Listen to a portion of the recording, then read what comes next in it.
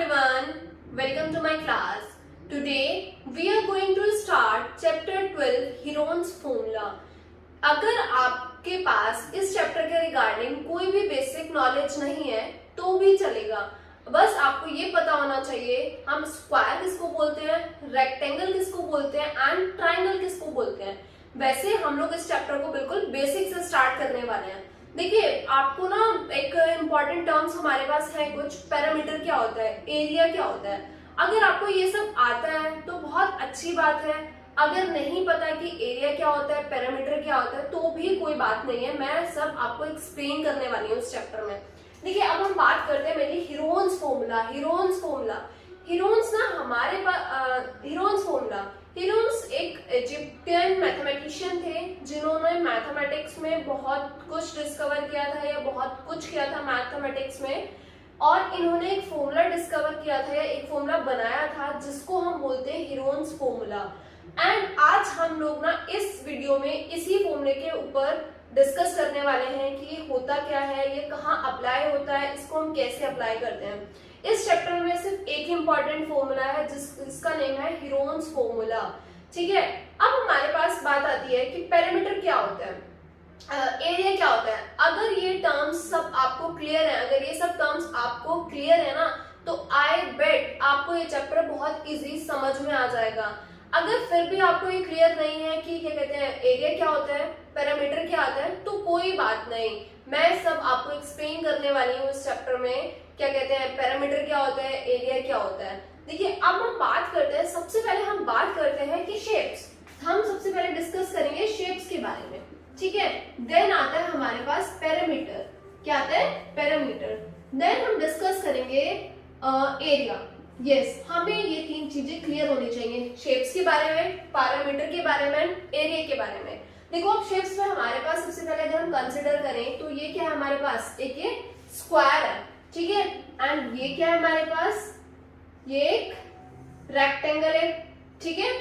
अब ये देखो ये क्या हो गया, ये ट्राइंगल है। अब ट्राइंगल में भी क्या है, बहुत सारी वैरायटी आ जाती है ट्राइंगल में। ये तो एक हमारा नॉर्मल क्या हो गया, एक्यूट ट्राइंगल हो गया, एक्यूट एंगल ट्राइंगल हो गया। अब इसमें एक आ जाता है ऑब्ट्यूज एंगल ट्राइंगल आ जाता है, ठीक है। एक इसमें आ जाता है राइट एंगल ट्राइंगल, ठीक है। तो अब इसमें भी बहुत सारी वैरायटी हो गई ट्राइंगल में। ये है ट्राइंगल की सारी वैरायटी। अब देखो शेप्स नॉर्मली सबको क्लियर होती हैं, हम बचपन से पढ़ने आ रहे हैं शेप्स के बारे में, तो ये कोई बड़ा इशू नहीं है। अब हम बात करते हैं पैरामीटर।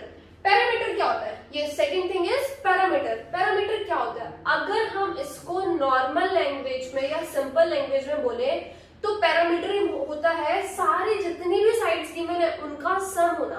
सपोज मेरे पास एक ट्राइंगल है, सॉरी रेक्टेंगल है मेरे पास, तो अगर मुझे इस रेक्टेंगल का पैरामीटर फाइंड आउट करना है तो क्या होगा, जो हमारे देखो ये जो सारी साइड्स है ना, ये जो हमारे पास सारी साइड्स है, अगर हम इनको प्लस कर देते हैं, इनकी साइड्स को का हम सम निकाल लेते हैं तो वो आ जाता है हमारे पास पैरामीटर।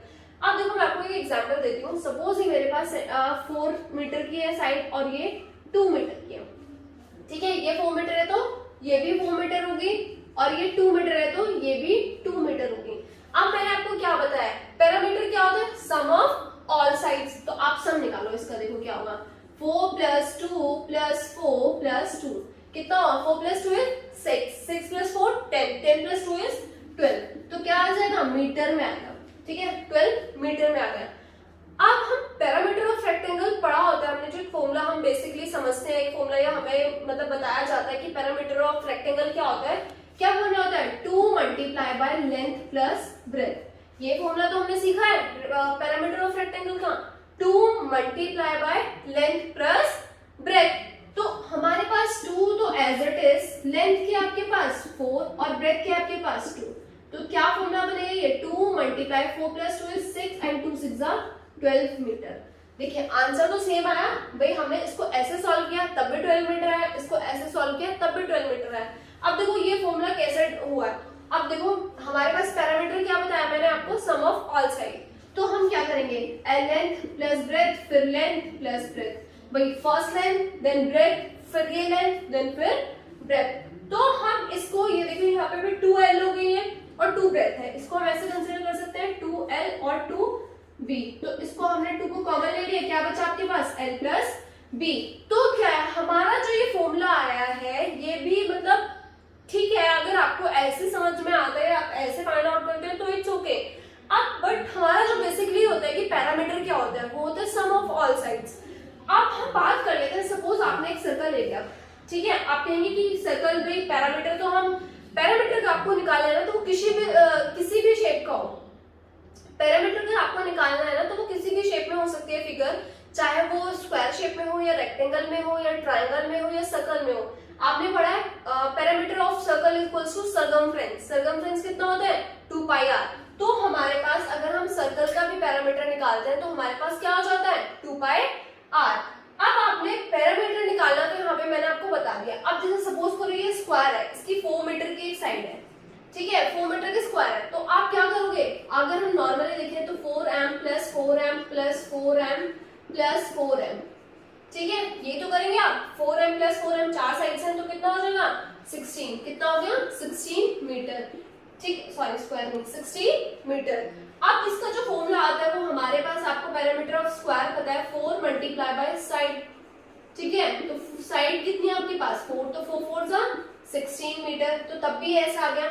बट हमें बेसिकली क्या समझना है, हमें पैरामीटर को एक सिंपली टर्म में समझना है कि जो सम ऑफ ऑल साइड्स होता है उसको हम बोलते हैं पैरामीटर, ठीक है। इसके बाद एक अपना डेली लाइफ में एक एग्जांपल देखते हैं कि हमने कोई प्लॉट देखा है या हमने कोई जगह देखी है, तो वो इतने स्क्वायर मीटर में है, वो मीटर में नहीं होती, उसको हम क्या कंसिडर करते हैं, वो एक स्क्वायर मीटर में होती है, तो स्क्वायर मीटर में आ जाता है वो आ जाता है। और हम बात करते हैं एरिया की। देखो जैसे ये है हमारे पास रेक्टेंगल है, इसके पास जितना भी मैंने इसको शेड किया है ना, ये जो लाइन से शेड किया है, ये सारा अगर इसका जो अंदर का पार्ट होता है ना, इसको हम बोलते हैं एरिया। मतलब ये जो अंदर कवर हो रहा है इसको हम बोलेंगे एरिया। तो वो जो स्क्वायर मीटर में बात आती है ना, तो वो इस एरिया को हम कंसिडर करते हैं। अब सपोज मेरे पास एक रेक्टेंगल है, मुझे इसका एरिया निकालना है, तो हम क्या करते हैं, जो एरिया होता है वो होता है length multiply by breath. Length कितनी है आपके पास 4 मीटर और ब्रेथ कितनी है, 4 ही रखना होगा मैंने भी, ब्रेथ कितनी है 2, तो 4 2 जा 8। अब देखो जब हमने पैरामीटर निकाला था तो सिर्फ मीटर में था, अब जब हम एरिया निकालेंगे ना तो यूनिट ना चेंज हो जाते हैं। आप लोगों ने पॉलिनोमियल पढ़ा हुआ है, देखो अगर हम x प्लस एक्स करते हैं तो हमारे पास क्या आता था 2x, x प्लस एक्स क्या आता था 2x, और अगर हम x मल्टीप्लाई बाय x करेंगे तो कितना हो जाएगा x स्क्वायर। तो सेम हेयर, यहाँ भी मीटर है आपका, यहाँ भी मीटर है, तो metre m multiply by m is metre square. इसको हम ऐसे भी लिख सकते हैं और हम इसको ऐसे भी लिख देते हैं 8 स्क्वायर मीटर, ठीक है। तो आप इसकी जो यूनिट होती है इस तरीके से भी आप लिख सकते हैं। तो आई थिंक आपको यहाँ पे बेसिकली क्लियर हो गया होगा कि पैरामीटर क्या होता है एंड एरिया क्या चीज होती है। अब हम बात करते हैं मेनली अपने, अब आते हैं हम हीरोन्स फॉर्मूला पे। जो हीरोन्स फॉर्मूला है वो बेसिकली किसके लिए यूज किया गया है, हीरोन्स फॉर्मूला किस लिए यूज किया गया है। देखो जो मेनली हीरोन्स फॉर्मूला है ना वो एरिया ऑफ ट्राइंगल निकालने के लिए यूज किया गया है। क्या, एरिया ऑफ ट्राइंगल निकालने के लिए, ठीक है। अब आप बोलेंगे कि एरिया ऑफ ट्राइंगल निकालने के लिए तो हमारे पास एक फॉर्मूला है, half multiply by B multiply by H, means half base into height. But ये जो फॉर्मूला है ना, आप इस फॉर्मूले को सभी ट्राइंगल्स पे अप्लाई नहीं कर सकते हैं। ये जो फॉर्मूला अप्लाई वहां होगा जहां आपको हाइट गिवन होगी। अगर आपको हाइट गिवन नहीं है किसी भी ट्राइंगल में तो आप ये फॉर्मूला अप्लाई नहीं कर सकते हैं। तो अब देखिए ये सिर्फ फॉर्मूला कहाँ अप्लाई होता है, ये सिर्फ एक राइट एंगल ट्राइंगल पे अप्लाई होता है। सपोज मेरे पास एक राइट एंगल ट्राइंगल है, ये 90 डिग्री, ये हो गया आपका बेस, ये हो गया आपकी हाइट। अगर हम इसको उल्टा कर देते हैं, इसको हमने ऐसे कर दिया तो ये हमारा हो गया बेस और ये हो गया हाइट, तो हम इसमें भी ये वाला फॉर्मूला लगा सकते हैं। अब हमारे पास ये देखो बेस और हाइट में क्या होता है, जहां हमारा राइट एंगल बना होता है ना, जहां हमारा राइट एंगल जो हमारी जिस राइट एंगल बना होता है जो उसमें स्टैंडिंग लाइन होती है वो हमारी हाइट होती है, ठीक है।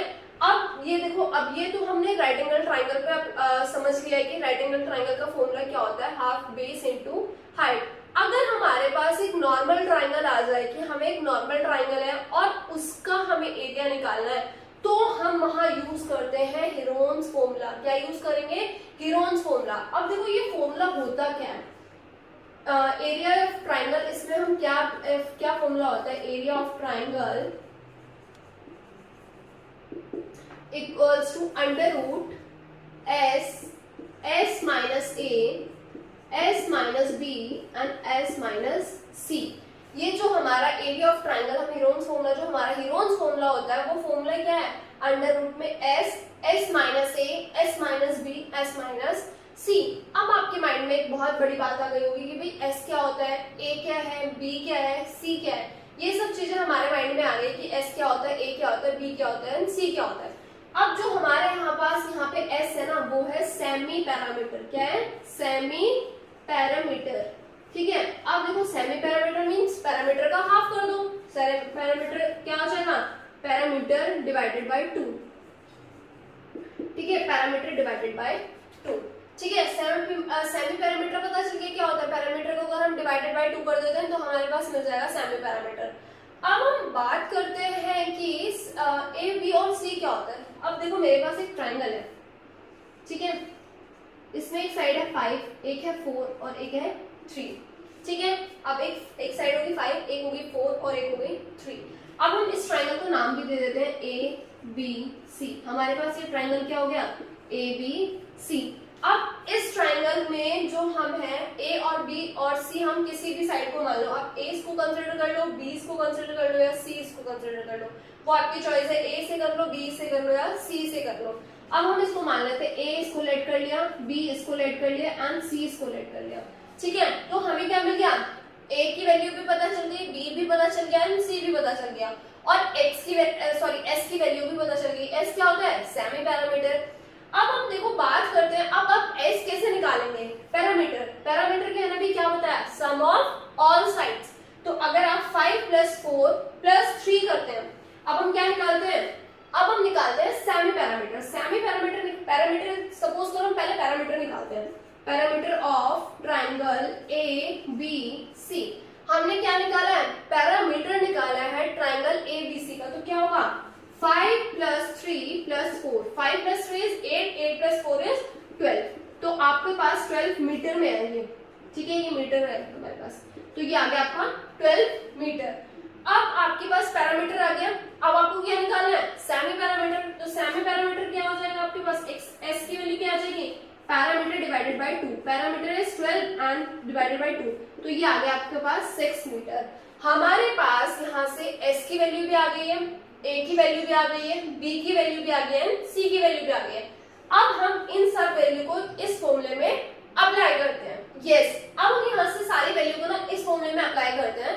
हमारे पास s की वैल्यू कितनी आई थी, 6। ठीक है, तो 6 माइनस a क्या आपका 5।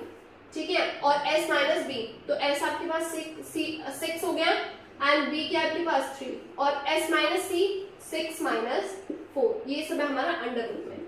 ठीक है, ये 6 as it is, 6 minus 5 is 1, 6 minus 3 is 3 and 6 minus 4, 6 minus 4 कितना हो गया 2।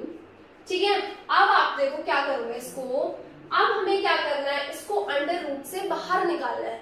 तो अगर हम अंडर रूट से बाहर निकालते हैं ना, तो हमारे पास जो सबसे इजीली मेथड होता है, हम ना जो हमारे पास टर्म्स होती है ना, जो नंबर गिवन होते हैं, उनको स्प्लिट करना चाहिए। मतलब उसको 2 या 3 पार्ट में स्प्लिट कर दें तो हमारे लिए बहुत इजीली हो जाता है।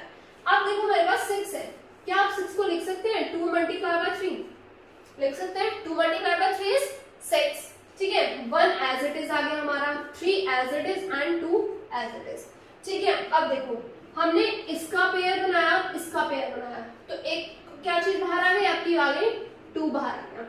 देन इसका पेयर बनाया और इसका पेयर बनाया, तो क्या आ गया 3 बाहर आ गया। अब तो कुछ नहीं बचा अंदर, कुछ बचा थोड़ी है, 1 है तो 1 से कोई फर्क नहीं पड़ता। तो 2 × 3 इज 6। अब इसकी यूनिट ध्यान रखना कि यूनिट क्या आएगी, क्या है, सॉरी मीटर में थी ना, मीटर है हमारे पास।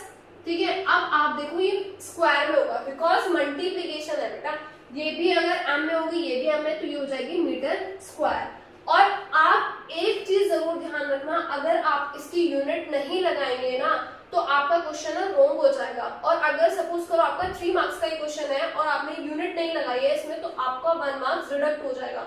तो हमें इस छोटी सी बात है, बोलने के लिए बहुत छोटी सी बात है, बट हम इस पर ध्यान नहीं देते हैं, हम सिर्फ नॉर्मली सॉल्व करते हैं और अपना आंसर लिख देते हैं। बट हमें यूनिट का जरूर ध्यान रखना है कि यूनिट हमें जरूर कंसिडर करनी है अगर हमें फुल मार्क्स गेन करना है क्वेश्चन में। तो अब आपके पास ये क्या आ गया, 6 मीटर स्क्वायर आ गया।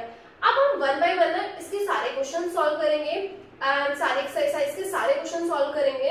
तो अगर आपको किसी भी क्वेश्चन में कोई डाउट होता है ना, तो आप वहाँ एक बार मेरी वीडियोस चेक कर लेना, आपके सारे तब आपके डाउट सारे क्लियर हो जाएंगे।